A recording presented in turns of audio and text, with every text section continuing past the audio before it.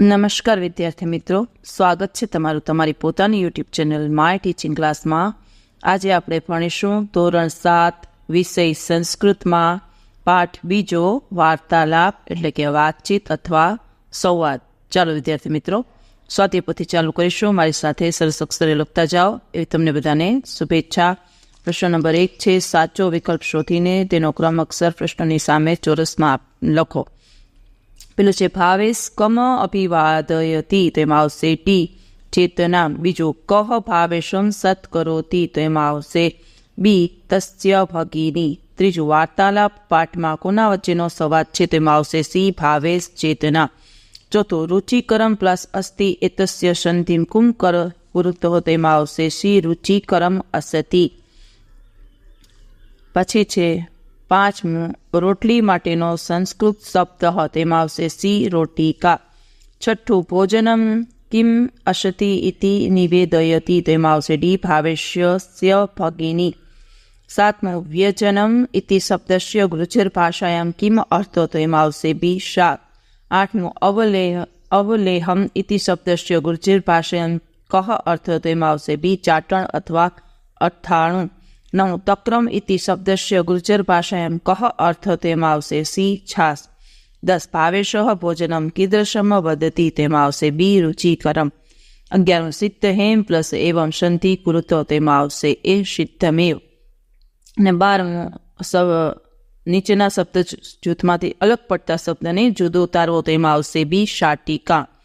ચાલો વિદ્યાર્થી મિત્રો, બીજો પ્રશ્ન છે ગુજરાતી અર્થ લખો. પેલું લવણમ, તો લખો મીઠું અથવા નમક. મોદક કહો, તો એમાં લખો લાડુ. શીત તો તૈયાર. ઈદાનીમ તો હવે આવશે અત્યારે. ચાલો વિદ્યાર્થી મિત્રો, બધા તમે લખી શકો છો. ત્રીજો પ્રશ્ન ગુજરાતી શબ્દોના સંસ્કૃત અર્થ. તેમાં ભાત તો ઓદનમ, નહીં તો નાસ્તુ, પીરસો તો પરિવેશયતુ, આપો તો દદાતુ, આભાર તો ધન્યવાદ.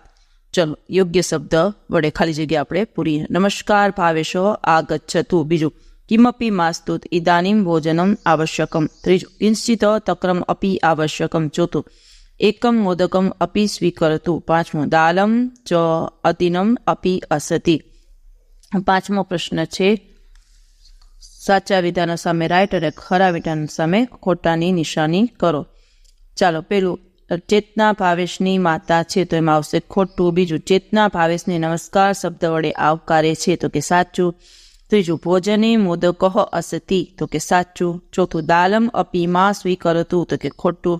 5મું મમ ભોજનમ સમાપ્તમ, તો કે સાચું. ચાલો વિદ્યાર્થી મિત્રો, 6ઠું છે જોડકા જોડો.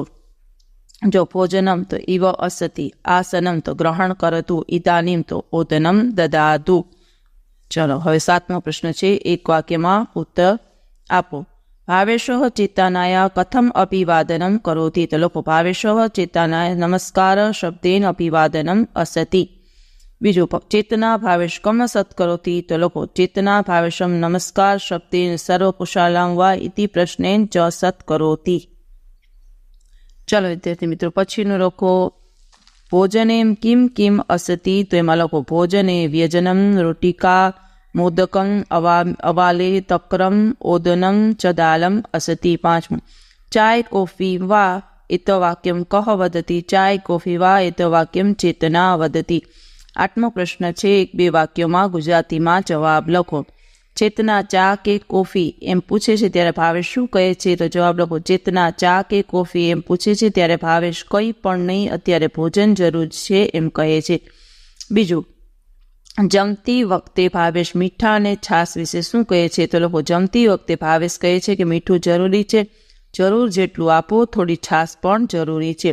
ત્રીજું ચેતના અથાણા વિશે શું કહે છે, તો એમાં લખો ચેતના અથાણા વિશે કહે છે કે અથાણું પણ છે, શું તેની જરૂર છે.